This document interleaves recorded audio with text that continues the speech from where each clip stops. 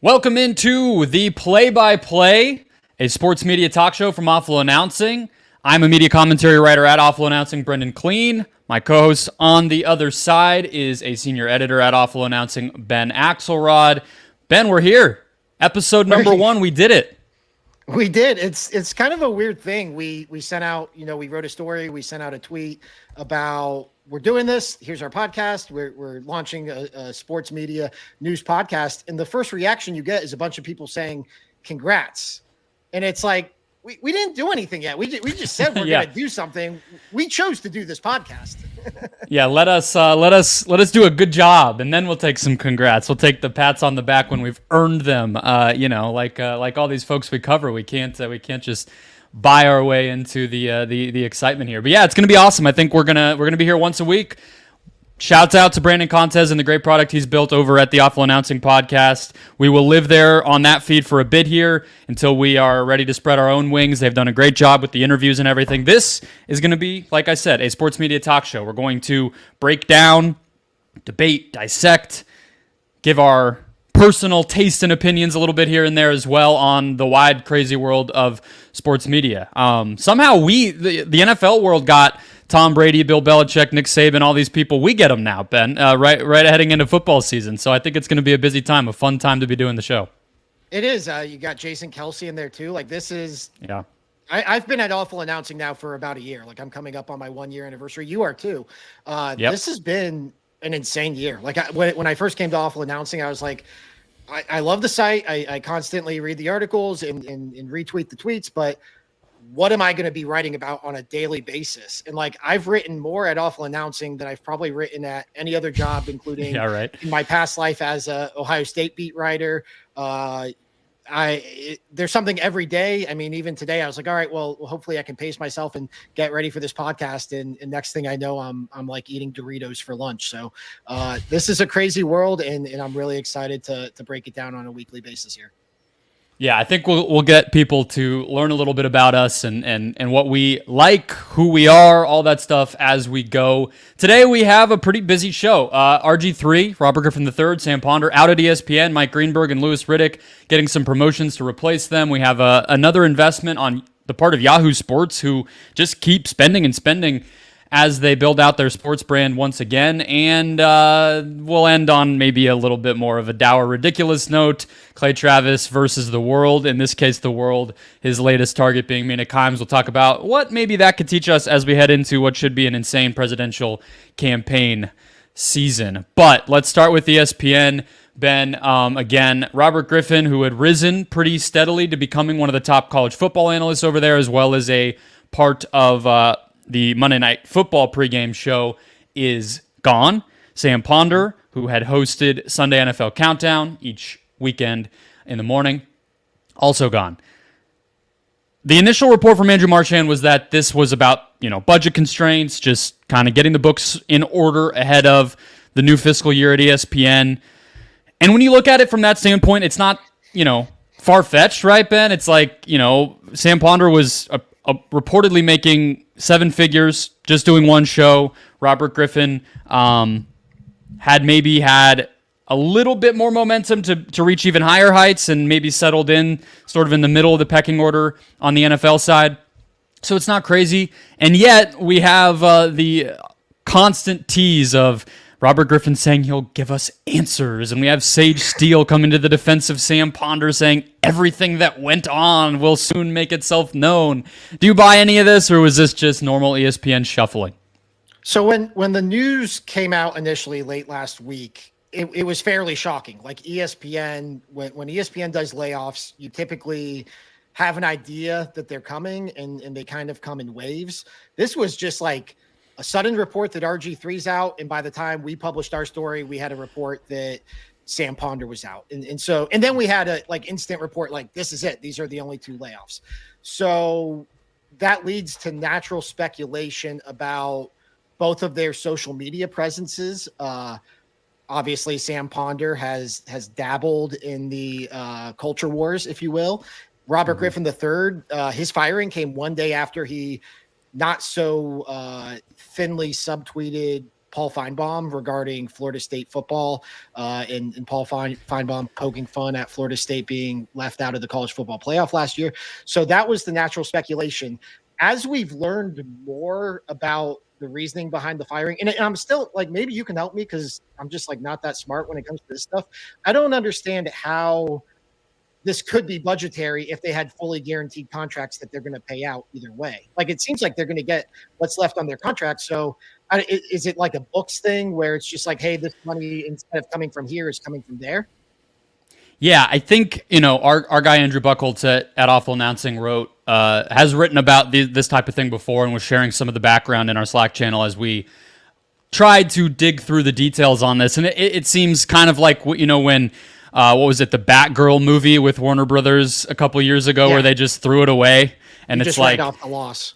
You write off the loss, and you're able to kind of put it on one year versus the other, and it counts a different way versus rather than a pure expense. I think that is basically where we land, and it makes sense. And it's also just, hey, you gotta, there is the financial side of it for right now and all those book related things, but it's also, these people, you got to pull the trigger at some point, right? So it's like, I guess better late than never. And it does make sense. However, these were two people that were fairly prominent, and I think that's why they got so much attention. Sam Ponder's somebody who, had a lot of opportunity on College GameDay previously and has been at ESPN for a long time, had kind of settled in as, again, just really hosting this one show. Robert Griffin, as I mentioned, was on the rise, one of these, very well-known, very well-liked analysts who people thought might be, destined for bigger and better at the network and, again, maybe sort of settled in. But where do you think does this change how you're viewing ESPN from a football standpoint now that we really know? I mean, we can get to the replacements. Mike Greenberg, again, replacing Sam Ponder on that show. Louis Riddick is going to be on what is basically like the fourth or fifth college football team at ESPN, which is not anything to bat an eye at. That's still a very prominent role given how much college football they broadcast. Does this change how you think of ESPN from a football standpoint? Is this a big shift for them or just the natural kind of flow of things? Well, so I think that's the interesting part about all of this is going back to like, does this make sense? Is this business as usual? Now that we have more reporting on it, there are aspects of this make sense. Like Andrew Marchand's reporting about Mike Greenberg getting promoted into the host of Sunday NFL Countdown because ESPN wants to promote him as the face of its NFL coverage heading into the Super Bowl when it hosts the Super Bowl in 2027. That makes sense in theory. But that's also 2027. Like what I get that you have to be forward thinking about this stuff, but you could have done this in 2025. You could have done this in 2026 and it would have had the same effect. So that does it's part of it that makes sense, but there's still like that head scratching thing of like, well, why did you have to do this 3 years in advance? Unless this is also about the books, in which case, you're shuffling around money and you also have this end goal in mind where Sam Ponder's not a part of your future, then that makes sense. The RG3 one is harder for me to, I guess, justify because he has that star power. Robert Griffin the third is a former Heisman Trophy winner. He's a former NFL Rookie of the Year. He's good at media. He has the ability to be good at college football and NFL, which I think is a very valuable skill set for ESPN because that is where their bread is buttered is, I think those are their top two entities are college football and obviously the NFL. But they also have a plethora of NFL analysts who fit that former player mold. Now, not all of them have the same star power as Robert Griffin III, but I think you turn around, Get Up, you turn on First Take. Like there are a ton of ex-NFL players flooding ESPN's airwaves. And Ryan Clark really seems to be the guy who they've kind of gotten behind as this is, one of our lead analysts when it comes to the former player space, outside of the obvious, like Jason Kelsey and the guys who are on Sunday Countdown now with Mike Greenberg. But ultimately, this is the question is ESPN going to lose a single viewer because Mike Greenberg is hosting Sunday Countdown or because Louis Riddick is calling the fourth most important game on the college football slate? And, I think at the end of the day, obviously, neither of us think that's the case. Yeah, it's interesting to me from the standpoint of no. I'll answer. I don't think they're going to lose a single viewer, right? And I think we get that. But it also does, I think the future-looking standpoint of it is is the right one to have, right? Because they wasn't that long ago that Scott Van Pelt getting the Monday night pregame job was pretty big news, and maybe, okay, now he's the face of this whole thing. So I agree with you that we don't have our answers yet, and the Jason Kelce hire was what spelled Robert Griffin leaving that show. So you can kind of see things start to stack into place. But when I just zoom out big picture, I think that this is kind of illustrative of this, hired gun type of thing, right? That we're seeing with almost everybody that comes through this network right now, where, Robert Griffin being one example. He has a podcast with Wave Sports and Entertainment that's gotten off the ground pretty successfully, fairly consistent, big numbers on YouTube and whatnot. But almost everywhere else, it's the same thing. Jason Kelce obviously got into media on his own by way of his own podcast with his brother. We have Ryan Clark, who you mentioned, who has the Pivot Show that is arguably the thing more people might know him for now than his ESPN NFL coverage. Absolutely. So this doesn't necessarily tell me one thing or the other, because again, RG3 was also an example of this, but it's just this funny thing where what is the representative kind of face of ESPN football coverage, period? I guess it kind of makes sense to try to have it be Greenberg or Van Pelt, because you don't know if anyone else is going to be working for you more than a couple years at a time before they're on to bigger and better, or they're just borrowed by some other thing to boost themselves. So it's a weird time, and I think that's what my head got to thinking about, was just, is this just what we're destined for? Is a constant shuffling where it's just like the dude who's the anchor, who's been at ESPN for 20 years, the only one we can keep track of? Yeah, and you have the idea of ESPN now leasing out content or buying content that's being leased out. And so you have their partnership with Omaha. You have Pat McAfee. And so, like, this year, you asked what's the face of ESPN's NFL coverage. To me, it's Bill Belichick being on the Pat McAfee show on Mondays, and then being on the Manning Cast later that day. Like, to me, that is ESPN's NFL coverage. You have Jason Kelce obviously making his highly anticipated NFL coverage debut.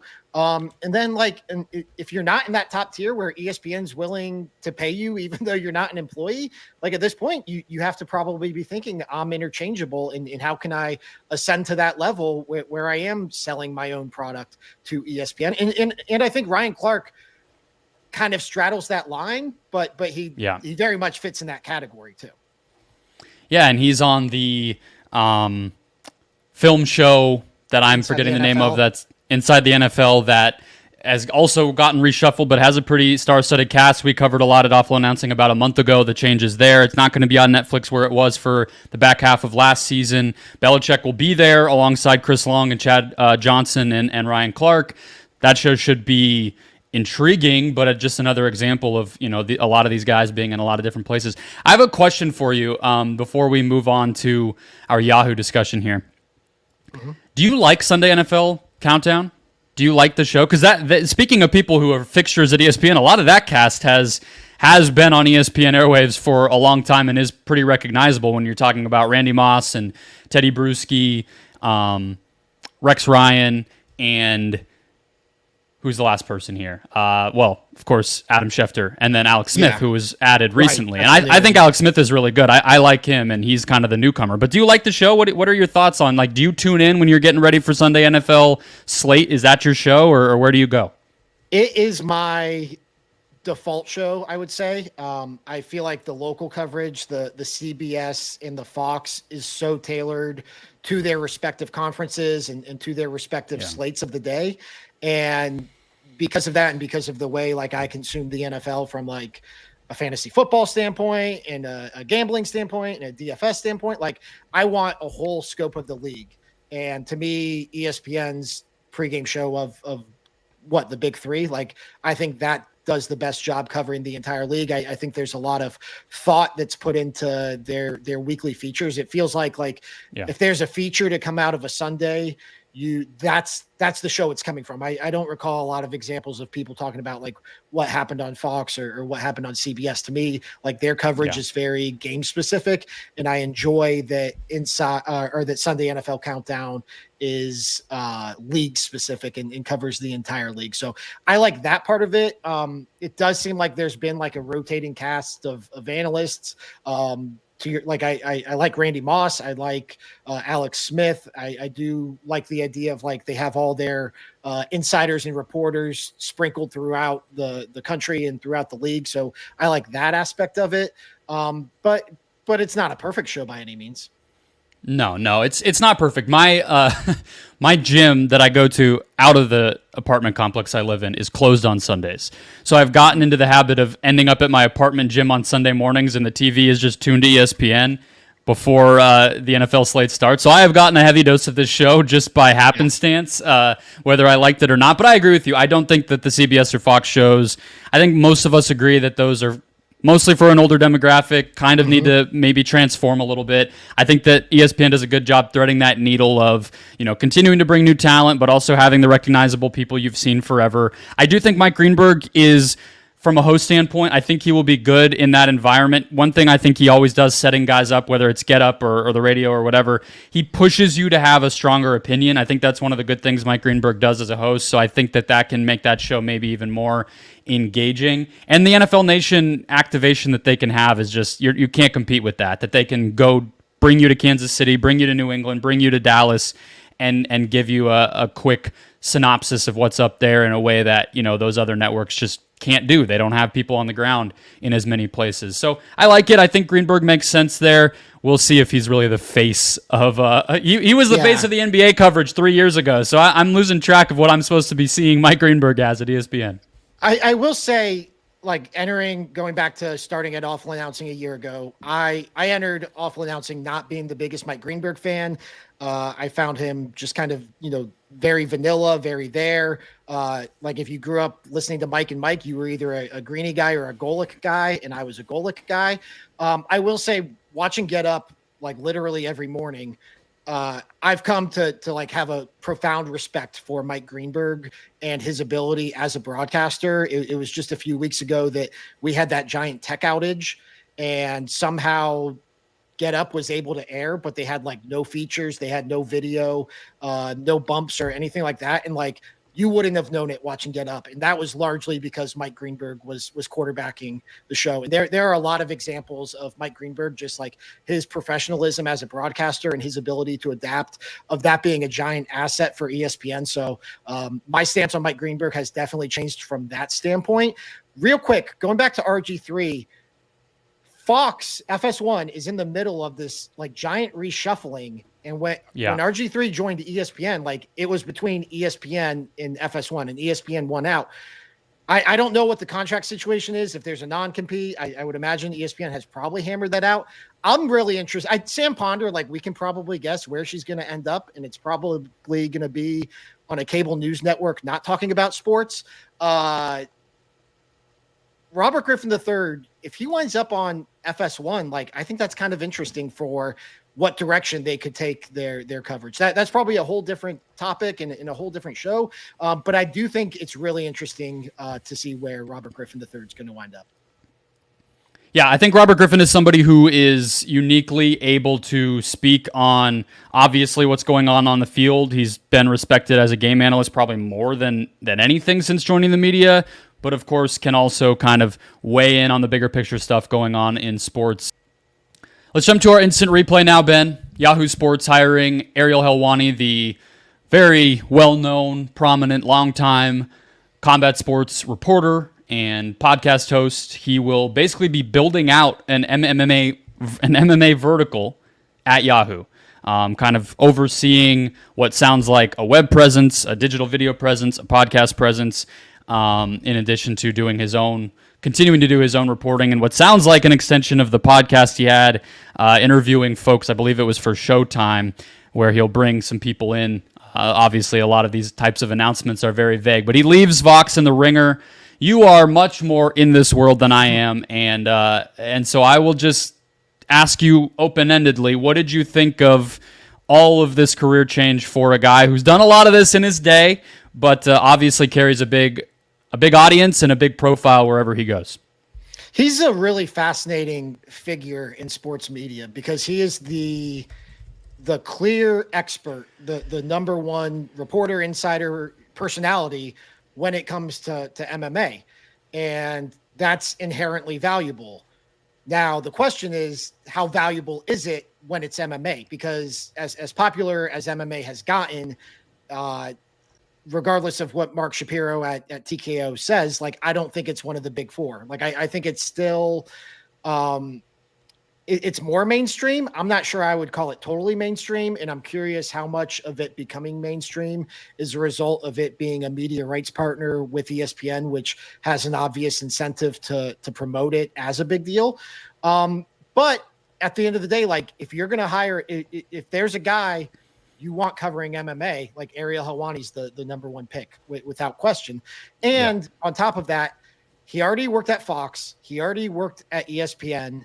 He has a shaky relationship with Dana White, which is, I mean, shaky is an understatement. He has a very poor relationship with Dana White, which is significant because UFC's media rights deal is coming up.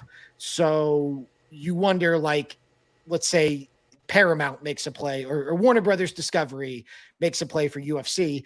That probably takes them out of the Ariel Helwani business. Now, I think, so to say all that, I had no idea where he was going to end up. As I was trying to forecast where Ariel Helwani was going to end up, like, I just couldn't come up with the answer of like an obvious fit. When he announced he was going to Yahoo, I thought, okay, like, that makes sense. Yahoo is one of the few outlets that has shown a devotion to covering MMA. And so if you fit in that realm, like, it makes sense that they're kind of a natural landing spot. Now, I think the really interesting part of all of this is by the time I got done writing my story about Ariel Helwani's new gig, I realized my headline was out of date because he's not joining Yahoo. He's partnering with Yahoo. And he made that very clear in his announcement, which, by the way, Ariel, I love you. I love your work.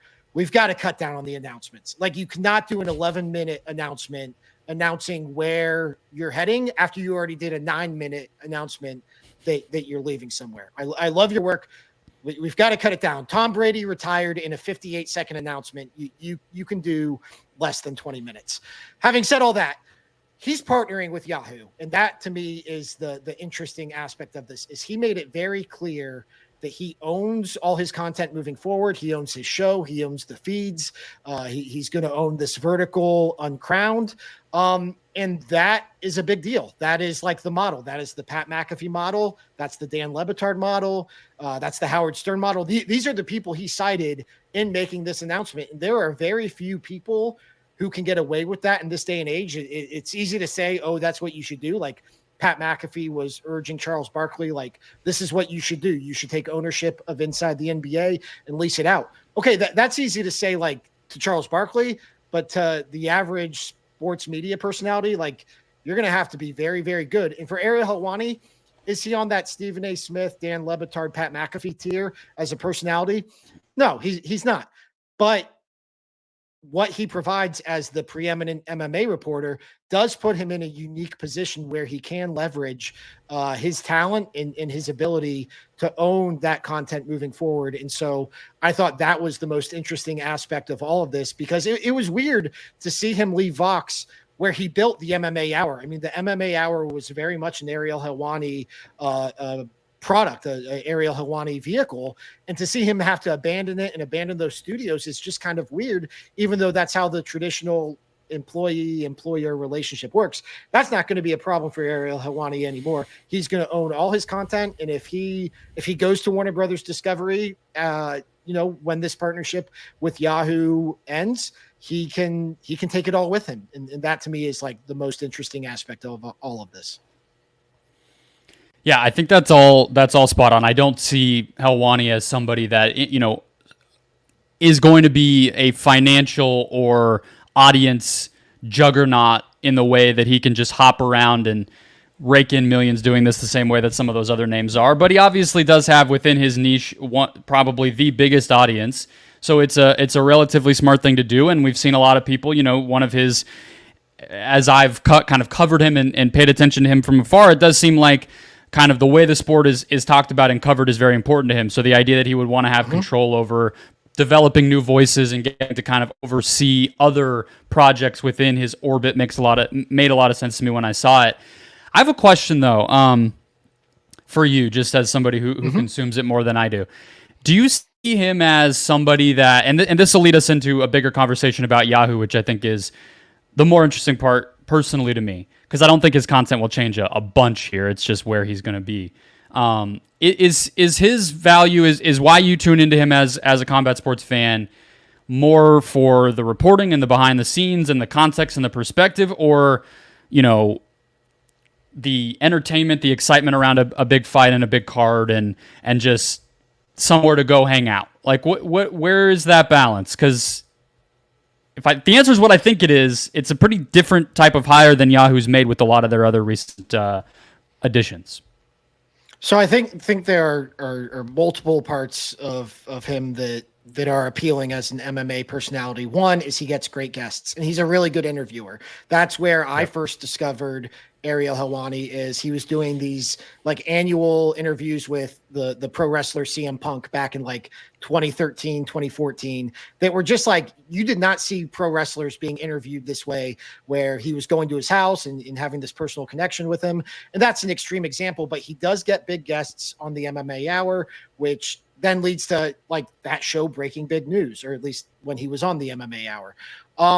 And then the other part of it is there's this consistency with him. I mean, he's doing a daily MMA show. And if you're an MMA fan, there's nobody else, as far as I know, doing a daily MMA show. So if you like MMA, like you're tuning into the MMA Hour, even if you're not tuning in every day, like you kind of know you have that security blanket there where, hey, like this big fight's coming up or this big fight just happened. I want to go hang out and listen to people just talk about it and have an atmosphere where in the MMA world that's not always easy to do. So I think there are a lot of things, but he's so prominent in that space. And to me, it's just like almost this like star power quality when it comes to his personality as an MMA insider. Yeah, I think that he's engaging. He loves the sport. He knows his stuff. If you love the sport, you're going to flock over to his content. I think that's without a doubt. So that fits into the broader Yahoo mission lately under their new top executive, Ryan Spoon. And I spoke with their president of content, Sam Farber, last year for a piece about them hiring the Cespedes Family Barbecue guys. And they've made a bunch of hires lately. They brought Nate Tyson on the NFL side full-time. They have built out, the NBA kind of came first. They brought on Jake Fisher, who's their insider now. They brought back Dan Devine, who had been a blog guy in their early days at Yahoo. They hired Kendall Baker, who has one of the biggest sports morning newsletters that's now called, I think it's just called Yahoo AM. It used to be at Axios. And what Sam Farber told me back then was that they basically knew that they were sitting on kind of like a gold mine a little bit, right? Like everybody knows the Yahoo brand. They have a huge audience through yahoo.com still. That's still where a lot of browsers have defaults and just kind of all these behind the scenes things that make it really lucrative.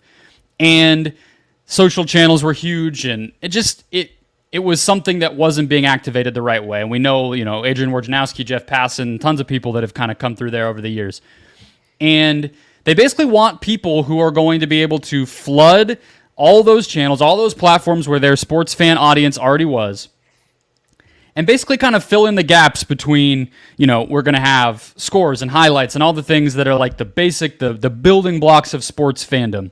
We want people who are going to lift us above that, right? Like people who are going to have the best perspective and analysis on something, bring up a stat you might not have known, do these things that are basically like, I think being honest about it, like just another ingredient in the broader content mix, which is not always the funnest way to talk about what all of us do for a living, but like that was kind of the idea. And so like the Baseball Barbecast people, they, like you're saying with Ariel Helwani, they're consistent. They know their stuff. It's deep. It's whatever. So if you're, 3 layers deep of a Yahoo fantasy article and then you see their video pop up, you're like, oh, those guys are cool. I already love the sport I'm in. And that funnel makes a lot of sense to me. But now with Ariel Helwani being the biggest hire that they've done, and I guess I wonder what that fit exactly looks like. Do you think this is the beginning of them doing even more in that space? Do you think that this is something where they're just going to kind of let it speak for itself because he is arguably just as big as the Yahoo brand in and of himself? Like, what do you think this signals as clearly the biggest hire of this Yahoo rebuild? Yeah, I think this is kind of funny because when the news came out, Ariel Helwani was going to Yahoo or partnering with Yahoo, I said in our Slack channel, like, I have to be honest, like, when somebody leaves a company, like, Benjamin Solak, when he announced he was leaving the Ringer, and you think, where is he heading next? And where he heads, like, fair or not, is going to tell you what his career trajectory is. Like, is he going, like, I don't want to throw any outlet under the bus. Like, is he going to like a local blog, or is he going to ESPN? And he goes to ESPN. And so that tells you, like, okay, this is like Benjamin Solak is on an upward trajectory. Yahoo is one of those entities. Like, had Benjamin Solak gone to Yahoo, like, I wouldn't have any concept of like what that meant for his career compared to the Ringer. Like, is that a downgrade? Yeah. Is that an upgrade? Like, this feels like a crappy way to like talk about people in their careers, but like, I think it's like, I mean, it's what we're all thinking, right? So when Ariel Helwani said he was partnering with Yahoo, at first, like, my first thought was like, this feels kind of like a lateral move from where he was, because Yahoo has been fairly inconsistent in its MMA coverage. And is this just them kind of holding on to the last vestiges of what they had already built? But as you brought that up, and as you brought up the family barbecue and Kendall Baker and all the hires that they've made over the years, or partnerships that they formed, Nate Tice, like, to me, this is the signature hire. And this kind of tells you this is the direction they're going in. They want to partner with, established brands, established entities in the sports media space, whether it's baseball, basketball, MMA, wherever. Like, I think they are really going to try to be smart and be strategic and try to form partnerships with people who also own their own content. And to me, like, that's a smart strategy for a place like Yahoo. I mean, we were talking about ESPN. ESPN is doing this. Like, ESPN is basically buying its NFL coverage from other entities at this point to a large degree, at least when it comes to Omaha and Pat McAfee and things of that nature. And I think, like, if you're Yahoo, why not do that? Like, why not be a landing spot for a guy like Ariel Helwani and say, we'll give you this, we'll give you even more than you're asking for. We just want that partnership. We want your content, and we want, like, rising tides lift all boats, or you know, some cliche like that. Like, I think it's just like, this is a very smart lane for Yahoo to be carving out. Yeah, I think it signals to me that they are not just going to kind of continue to rest on their laurels and like mine that gold that they were sitting on. They want to grow, right? Like, this is a growth move to me. This is them saying, we want to bring in somebody who is going to bring people to us, rather than vice versa, where we're just kind of populating our content the way that they have been. And, you know, I think it's no insult to anybody to say that Ariel Helwani is a more successful brand than anyone that they've hired so far. Oh. And I'll just shout out really quickly from a business standpoint. I think it fits perfectly with everything that they've done there. They just announced today their Yahoo Fantasy stuff's going to be in YouTube TV's Sunday NFL Ticket product. They did a bunch of stuff with the Olympics where they partnered with NBC, with like USA Swimming and things like that to make content for them. So that's kind of how you make money and build these days is partnerships and licensing and all these other things. It's not just like, oh, people will just come to Yahoo because they love us. That's short-sighted. That's not going to work. That's how a lot of websites have kind of crashed and burned. So I think this Ariel Helwani thing feels like they are moving more and more into the same direction as everybody else, and maybe that they're going to be playing with some of those bigger players more and more. All right, let's jump to a little bit of mess here, Ben. Sound good? Let's do it. All right. They said this is how we should grow the podcast, is we should talk politics. We only took 3/4 of an episode to get there. Look at us. All right, so shouldn't be any surprise where my sentence is about to start. Clay Travis, who worked at all sorts of different places, Fox Sports. He's now at Outkick by still way of Fox Sports, and has drummed up no shortage of controversy in his day. He piggybacked off of some chatter around a segment by Mina Kimes on Pablo Torre Finds Out podcast a couple of weeks ago, talking about the vice presidential pick on the Democratic ticket, Tim Walz, the governor of Minnesota. The segment originally was focused on just sort of what it meant culturally for this kind of grandpa, happy-go-lucky guy to be picked and the memification of the ticket. It was a very high-minded Meadowlark Media conversation. Mina was a guest on Pablo's show and basically praised the type of masculinity through the lens of him having been a football coach that he kind of emulated for America. You know, she just was praising that he's not this macho, asshole guy, and he is instead kind of silly, kind of a family guy, and seems nice, seems personable, and that she appreciated that somebody like that was getting this opportunity. That's it. Clay Travis framed this as basically an endorsement, tried to poke holes in like a double standard on ESPN. Yes, you're correct. The first thing was Bobby Burek at Outkick, and he did this. And then you take us from there, explaining where Clay Travis factored in and Mina's eventual response to this entire thing that was drummed up by Outkick and then responded to by Outkick and all the layers. Try to do it as sanely and succinctly as we possibly can here, Ben. Yeah, I'll try here because I feel like I'm missing a few steps. But so it starts with Mina's comments about Tim Walz getting aggregated by Outkick. And then there was a follow-up article by Outkick by another writer whose name is escaping me. It's not one of their better-known writers, but he reached out to Mina looking for comment. And Mina sent back I'd say a hasty email saying, your outlet has lied about me. Please don't ever text me again. Basically, the Aaron Rodgers lose my number. That set off like this firestorm in which Clay Travis starts publicly tweeting about Mina. Outkick is writing more follow-up columns about Mina's responses. Mina begins to engage with Clay in a back and forth on Twitter, in which Mina basically, calls Clay's whole shtick a grift. And that's the last from Mina's end. Outkick obviously kept the whole thing going. I think they've written a total of 4 articles on the Mina Kimes in the last week. And so it's culture war stuff, right? I mean, this is what you would expect if an ESPN personality goes on a podcast and she didn't outright, they said campaign. She didn't campaign. She didn't endorse. She made the mistake of saying, I want to take this conversation outside of politics. And obviously that just made it like a red flag to make it about politics.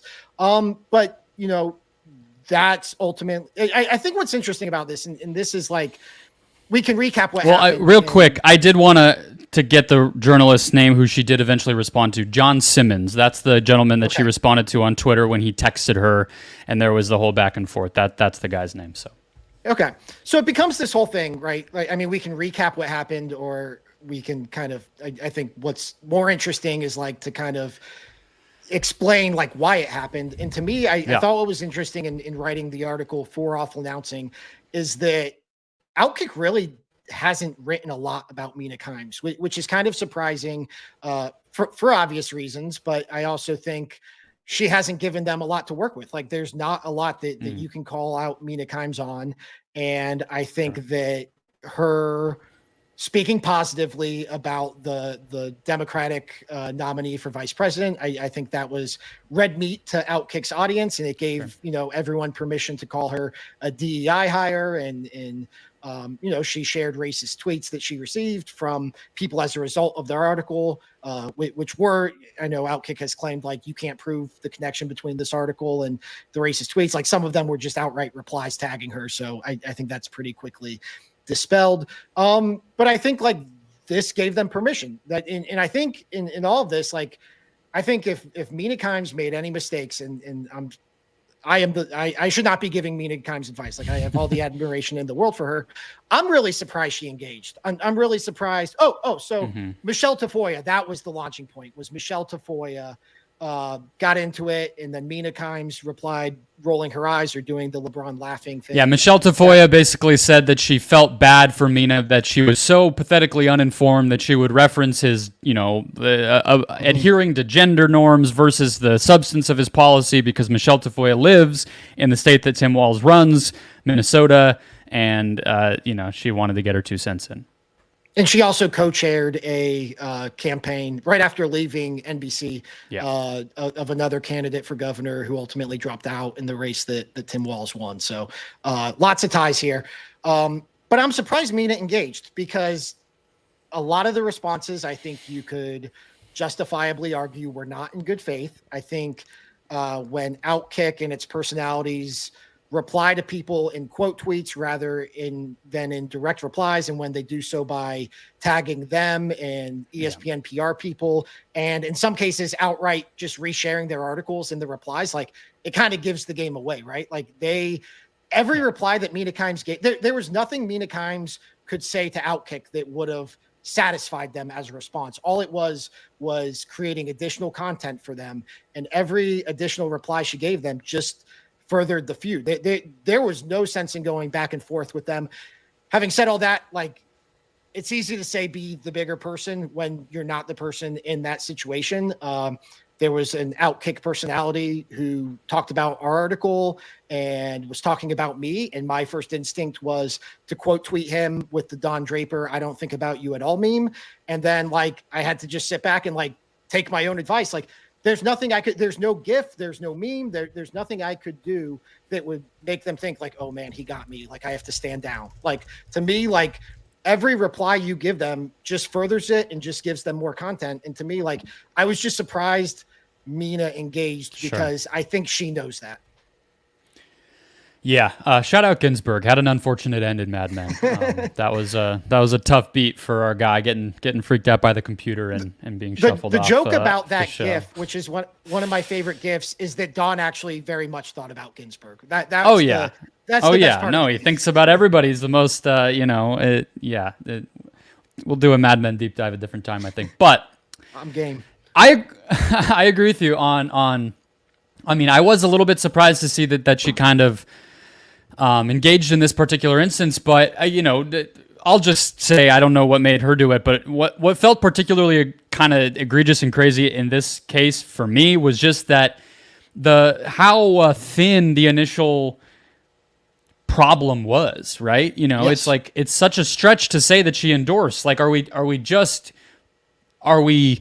we think so little of the people who read the stuff we put on the internet these days that we just are going to make things up about miscontextualizing people's comments without any problem with it? It's like, that wasn't an endorsement. That's just not, we know what an endorsement is. That's not what it was.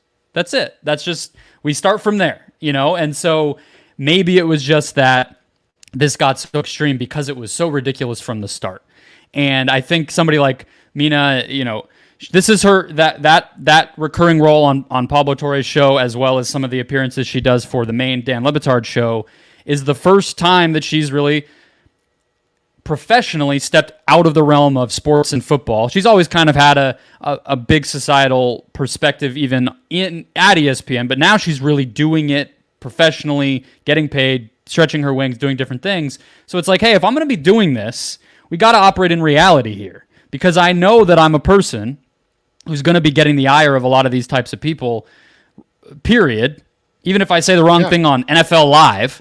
So if I'm going to be talking about these things, like, I would like to be taken in the proper context and whatever, rather than having to deal with the nonsense that can come from something just being intentionally miscontextualized in this way. So that's kind of what my best guess was as to why it unraveled the way that it did. My big question on all of this is just like, is this where this is headed? It made me, this presidential cycle, because it made me think of something that coincidentally, or maybe not coincidentally, Pablo Torre said in an interview with Jimmy Traina earlier this year that I covered, where he said, everybody knows that the majority of media hosts don't like Donald Trump. That's not a secret anymore.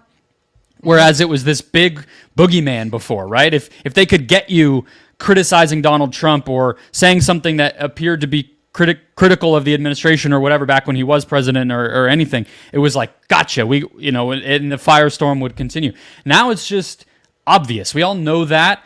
So it almost, to me, this felt like a kind of proof of it, where it's like there's this extra 3 layers that this whole firestorm around Mina Kimes showed, where it's like the fact that she was supporting Tim Walz even tangentially had to be blown out because the very idea of her kind of leaning left politically is just so maybe obvious at this point and not a secret anymore. So now it's, you have to turn the volume up on these tiny little things, and it maybe we're just bound for more of these ridiculous types of news cycles, even more than we thought we had before. I don't know.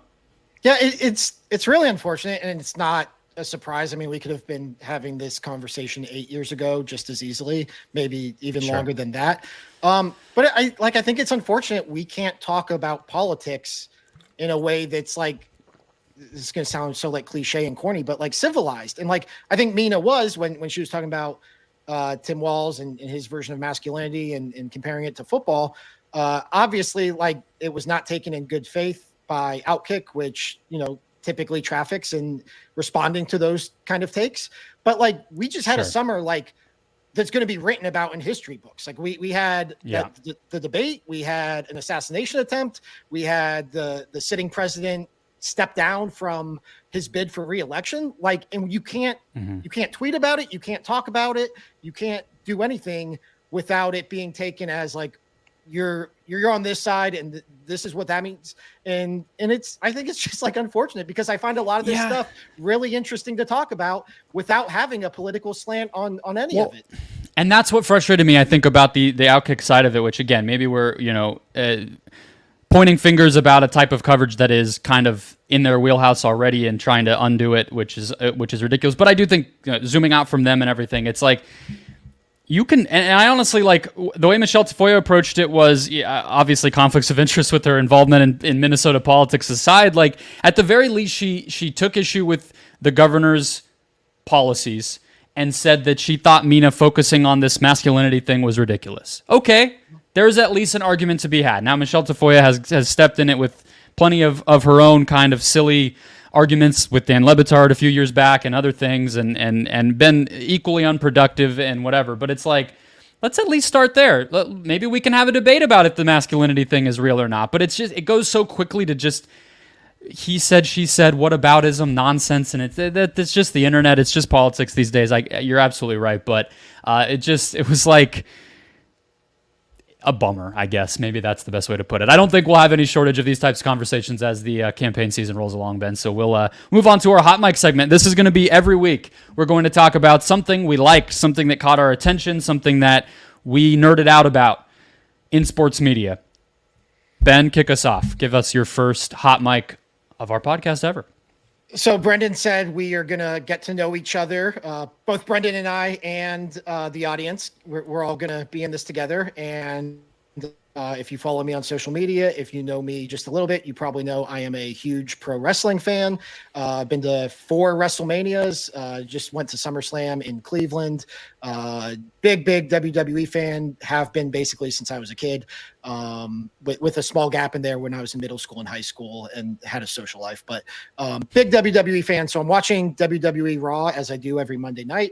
And there's an announcement from Pat McAfee, who was calling his last Raw for a while as he gets set to focus on College GameDay. The pro wrestler Sheamus is going to be the celebrity guest picker for week 0 of College GameDay this weekend in Dublin, Ireland, which I just thought was really cool. I think there's obviously a natural connection with there. Sheamus is from Dublin, Ireland, but it's kind of like a crazy spot for WWE, like to have one of your stars, and really Sheamus he's probably, he's one of WWE's top 15 stars. He's not one of their top 5 stars, but he is very recognizable. He's been doing this for a long time. I don't think like the average non-wrestling fan knows who Sheamus is, but I was also encouraged when I looked at the quote tweets and replies on an article that very few, if any, were like, who is this guy? Why is he the celebrity guest picker? So I think the larger conversation from a sports media standpoint is that ESPN and WWE clearly have whether it's official or unofficial, they have some sort of partnership here where they are cross promoting. I think that Pat McAfee plays a big role in that. You also have stuff like WWE superstars appearing on ESPN airwaves in the lead up to SummerSlam. Obviously, you have Pat McAfee. You have Joe Tessitore getting set to become the lead announcer of Monday Night Raw.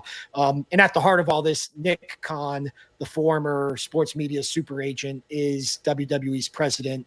And then you have the connection with TKO. TKO owns WWE, or it's the company formed by the merger between WWE and UFC. Obviously, ESPN has a partnership with them through UFC. So I just thought it was cool. It was kind of one of those things where I was watching Raw and it just like all these like puzzle pieces connected for me. So that is my hot mic to start us off. Yeah, it made me think of Pat McAfee getting into it in the comments section of a promo for Game Days coming back, where he said, I'm not for everybody. You're not the only person who hates me. Good news is I'd probably hate you too. Fair enough, Also, I don't know. He probably doesn't mind it. Otherwise, he would stop. But it's like, does it have to be like you're getting shirtless Pat McAfee again? Like that was kind of an odd way to promote the college season too. It's like, hey, here's the thing that is like the most out there that if you don't like this guy, that you probably are the most bothered by, and I'm going to shove it in your face to get you excited for the show. It is an example of kind of the collision between his arrival and just everything that he's brought to ESPN kind of cropping up. But I'm sure the guest picking will be fairly tame. It'll just be some fun with a local guy, and they'll do their thing. Pat probably has some other shenanigans planned. Yeah. It's always interesting to see how much the celebrity guest picker follows college football. I feel like it's like yeah, exactly. 10% of them know what they're talking about. All right. My hot mic is Tom Brady's interview with Stephen A. Smith at Fanatics Fest. And in particular, something that I wrote about for the site, which was an example of something that Brady has openly worried he will bring to Fox for months now as he's done more and more interviews, which is negativity. He keeps saying every time he's asked about his biggest fear joining the broadcast booth at Fox Sports for this NFL season is, I don't want to be too negative. I don't want to be too critical. I don't always know what went wrong, so I don't want to jump on guys. And you've heard that a lot, from athletes who join the ranks of the media. But then when Brady does kind of let his hair down and actually opine on the state of football and different things, he often is very negative. Yeah. And it just kind of got my attention because it's like, I don't know if this is just him trying to be nice and be like, oh, I want to be nice. I want to, play nice and not be too hard on the dudes that I used to go out there with every week. I think he actually feels pretty harshly about how the league is right now. And I think he's trying to temper himself about how much he lets that in, because he went on a tear about how the league's been dumbed down and guys are protecting their jobs. We're throwing quarterbacks out there too young when they're not ready because they haven't practiced enough and setting them up to fail, and then coaches are just trying to over control them so that their careers can go, and all this stuff. It was interesting, but it was pretty harsh and negative. I wonder if this is just a sign of things to come. Are we going to get like a villain Brady this fall when we're all just thinking it's going to be like a celebration of football? It's in play. I definitely think it's in play. Yeah. I think that is very much the personality he has kind of carved out for himself in this space. And so I think that's kind of a natural, I think that's kind of like, I'd almost be surprised if that's not how he was. I really think that's the public figure we have seen. I mean, that's from everything we've seen in retirement for him. That is what I expect from him. So yeah, I'm going to say we're going to talk about Tom Brady a ton, and we're at the very end of this episode. So, it's August 21st here. We're going to talk about Tom Brady through December, through January, actually through February, because he's calling the Super Bowl too. I think this is one and done for him. I don't think we're going to see more than one season. I think he's going to get this out of his system. I think he'll remain in the Fox family. I think he'll still do NFL coverage. But, man, people that rich and that famous, they don't call football games. They just don't. Tom Brady is just in a different stratosphere. So unless this really itches his competitive side, I just don't see it, man. It's still so weird to me. I still can't believe it's actually happening. Even just seeing him doing the test runs through the preseason games, it's jarring. So maybe it's one of those things where I have to see it to believe it, but I just don't see it. But I think it's another. I think it's another thing that interview could also tell us, which is that I think he's realizing that as soon as he opened himself up to doing interviews, he doesn't have to work at Fox to be a very hot commodity. So maybe he just realizes, hey, that whole side of this is actually a hell of a lot of work. Maybe I just pop up all the time getting interviewed because people like to talk to me and I give good opinions, and I can just maybe dial down the old schedule a little bit. So yeah, it's going to be fascinating. We'll talk about Brady plenty. Yeah, real quick, Fanatics Fest. This was the first one.